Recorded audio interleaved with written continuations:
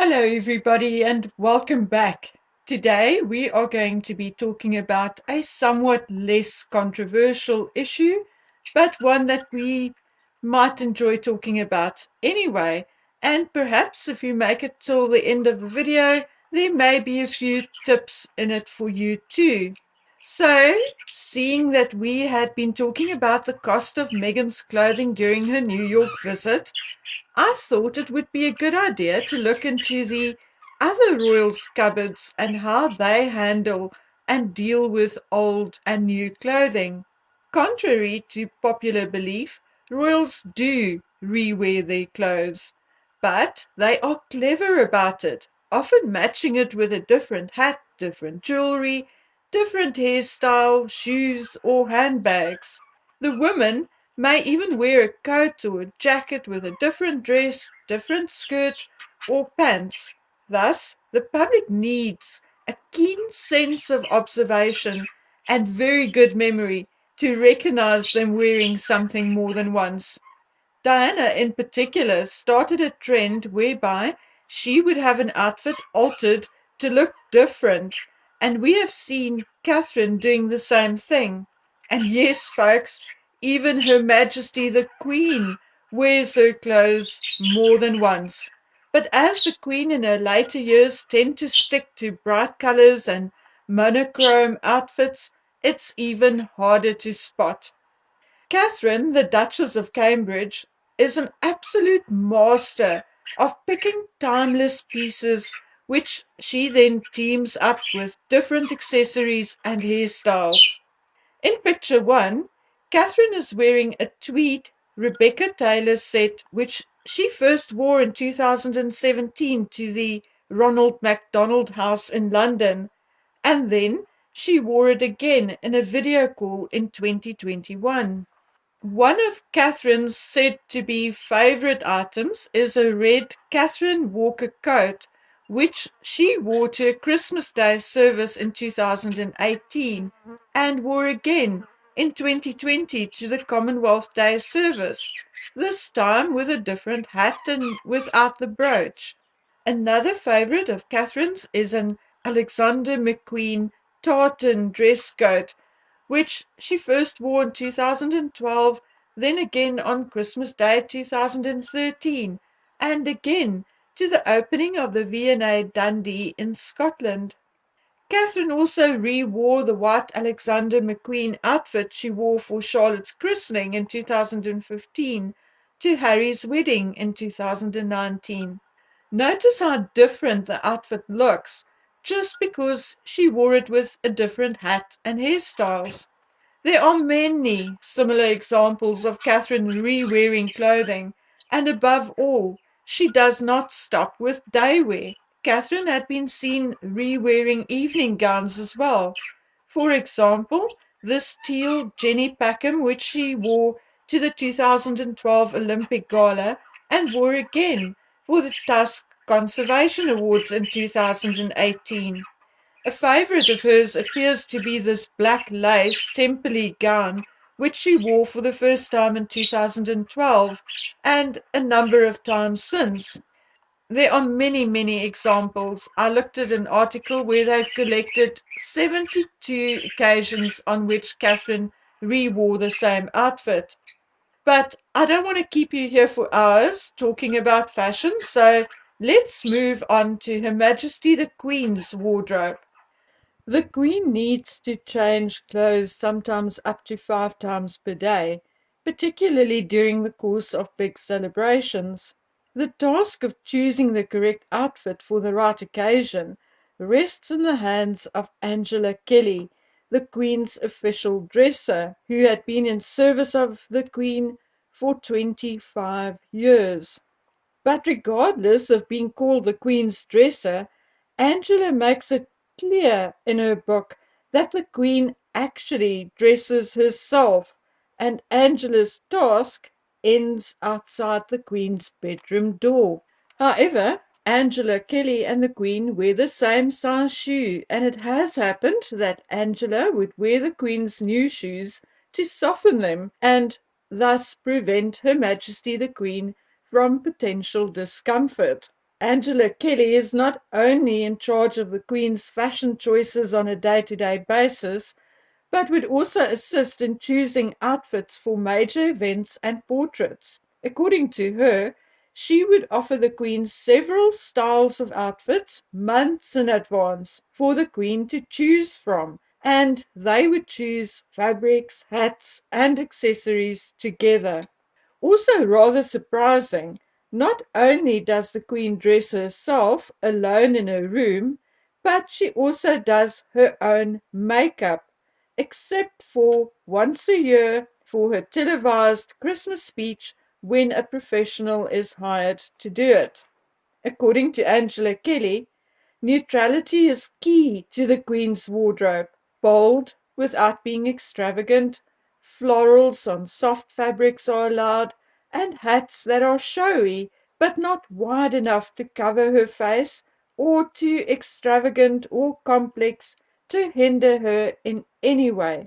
According to Angela Kelly, the Queen is actually very modest. Now, unlike what is believed, namely that the Queen does not wear the same outfit twice, this is in fact not exactly true. Every outfit the Queen wears is recorded, and repeats are cleverly spaced out so that similar crowds of people don't see her in the same thing.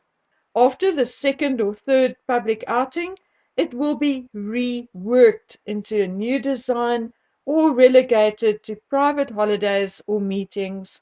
The outfits which the Queen decides not to have restyled or which she decides not to rewear are donated to her dresser or close staff, who can either wear it themselves or give it away or even sell it. But there's one rule: all labels or any evidence that it ever belonged to the Queen must be removed, and no information about its previous owner may be disclosed.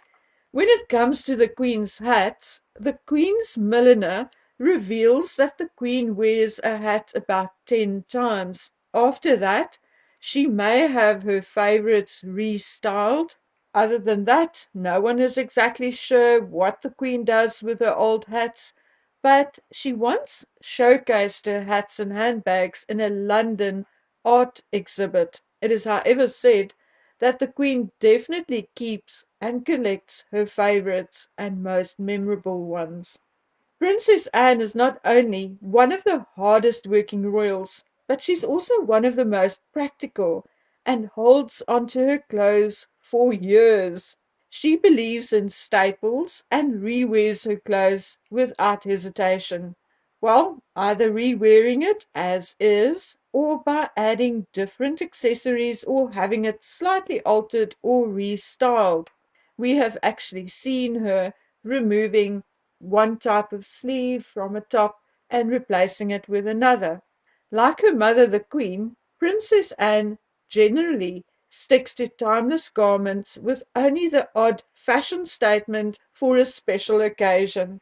So, looking into the fashion choices of other royal women, there are a couple of obvious things these ladies stick to, which is the reason why they are always dressed appropriately and always look well put together. Firstly, they choose timeless outfits, things they can wear and repeat 5 years later with different accessories. Secondly, no matter what they wear, it is always clean, pressed, not a single wrinkle in sight. Above all outfits are made to fit perfectly. Hair and makeup are always neat, whether they tied back, tied up, or whether they let it loose. Thirdly, less is more. Catherine's gold dress is the perfect example. The dress was shiny and striking, and therefore Catherine chose to only wear earrings and her engagement ring, hence preventing herself from looking like an overly decorated Christmas tree. And herein lies Meghan Markle's fashion mistakes. Meghan flip-flops between what is fashionable and what is often not fashionable, with no particular style of her own, and this often results in her wearing something which is not suitable for the event or her body type, and thus not complimentary. One thing my grandmother, who was a real fashionista, always told me: if you have it, flaunt it.